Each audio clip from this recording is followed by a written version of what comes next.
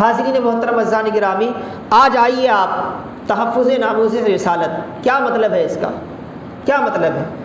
بلاری کے کتنے مسلمان اس کو سمجھا سکتے ہیں؟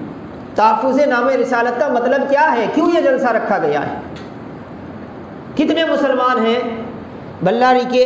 100% مسلمانوں میں سمجھتا ہوں صرف 25% ایسے مسلمان ہوں گے جو اس مفہوم کو سمجھا سکیں گے کہ بھئی یہ مطلب ہے اس کا، باقی 75% نہیں سمجھا سکیں گے۔ کیا ہمارے پاس علماء کی کمی ہے؟ کیا ان علماء کے پاس صلاحیتوں کی کمی ہے؟ ارے وہ علماء تو وہ ہیں، اگر آپ کے پاس نہ ہو کہ کسی اور کے پاس ہوتے تو سروں پر بٹھا لیے جاتے، ان کے پیروں کی دھول کو کیا ہے اپنی آنکھوں سے لگا لیا جاتا، لیکن ہم قدر کرنے کے لیے تیار نہیں ہیں، ہم سمجھنے کے لیے تیار نہیں ہیں، ہم جاننے کے لیے تیار نہیں ہیں، ہم چاہتے ہی نہیں ہیں کہ خود کو سمجھیں، ہم چاہتے ہی نہیں ہیں کہ اپنے ایمان کو سمجھیں، ہم چاہتے ہی نہیں ہیں کہ اپنے مقام کو سمجھیں، ہم چاہتے ہی نہیں ہیں کہ اپنے مرتبے کو سمجھیں۔ آج ہمیں بڑا غصہ آتا ہے کہ فلاں اسلام کے خلاف بول رہا ہے، فلاں قرآن کے خلاف بول رہا ہے، فلاں نبی اسلام کے خلاف بول رہا ہے، فلاں اللہ کی بارگاہ میں گستاخیاں کر رہا ہے۔ غصہ آنا بھی چاہیے، یہ ایمان کی غیرت ہے، ایمان کا تقاضا ہے۔ یہ غصہ ہمیں احساس دلاتا ہے کہ ابھی ایمان کی رمق ہمارے اندر باقی ہے، ابھی ایمان کی روشنی ہمارے اندر باقی ہے۔ لیکن حاضرین محترم عزیزان گرامی، اس سے پہلے پلٹ کر کچھ سوال اپنے سے بھی ہمیں کرنے کی ضرورت ہے، اپنے آپ کو بھی ہمیں دیکھنے کی ضرورت ہے۔ وہ سامنے والا جو گستاخی کر رہا ہے، وہ سامنے والا کبھی دین کے بارے میں بولتا ہے، کبھی قرآن کی آیتوں کے بارے میں بولتا ہے، کبھی نبی اسلام کے بارے میں بولتا ہے، کبھی اللہ کی شان میں بے ادبی کرتا ہے، کبھی مسجد کے تقدس کو برباد کرنے کی کوشش کرتا ہے، کبھی ہماری خواتین پر ہاتھ ڈالنے کی کوشش کرتا ہے، کبھی مسلمانوں کو طریقے سے کیا ہے راہ راست سے ہٹانے کی کوشش کرتا ہے۔ کیوں کر رہا ہے؟ اس کی وجہ کیا ہے؟ ایک فاروق اعظم مدینے میں تھے، روم کے بادشاہوں کی نیند اڑی ہوئی تھی، وہ کبھی روم نہیں گئے، کبھی آمنے سامنے مقابلہ، آمنے سامنے گفتگو نہیں ہوئی، کبھی دیکھے نہیں، نام سنا تھا، صرف عمر فاروق کے نام سے رومیوں کی نیند اڑ گئی تھی۔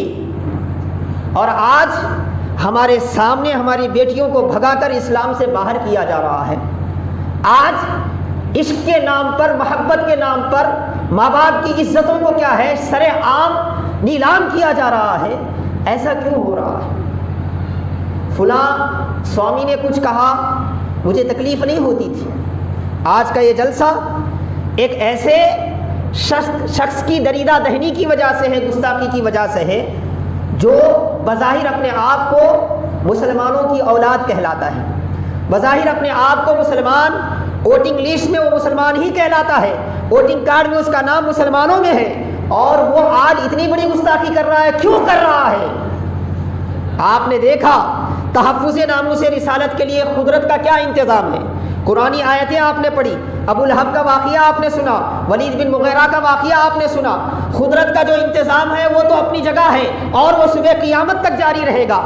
ناموس رسالت پر نہ کل کچھ آنچ آئی تھی، نہ آج کچھ آنچ آئے گی، نہ صبح قیامت تک آنچ آئے گی۔ لیکن کچھ ذمہ داریاں ناموس رسالت کے حوالے سے امت کی بھی ہیں۔ قدرت کی جو ذمہ داریاں ہیں وہ قدرت کی طرف سے پوری ہو رہی ہیں۔ اللہ نے اپنے حبیب کی حفاظت کا جو ذمہ لیا ہے وہ پورا ہو رہا ہے۔